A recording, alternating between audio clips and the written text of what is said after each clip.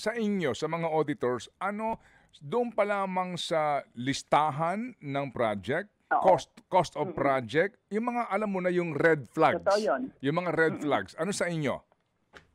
Okay, una, titingnan mo yung plans and specifications, di ba? Oo, titingnan mo doon yung ano-ano ba yung bid items. Halimbawa, gagamit ka ng aggregate o anong ilang cubic meter, ganyan, di ba? And then yung price. O eto na naman, ikikwento ko lang yung another challenge. Noong dati, ang COA, meron kami ginagawang price monitoring routine kung saan lahat ng presyo ng inaandon para may comparison ka.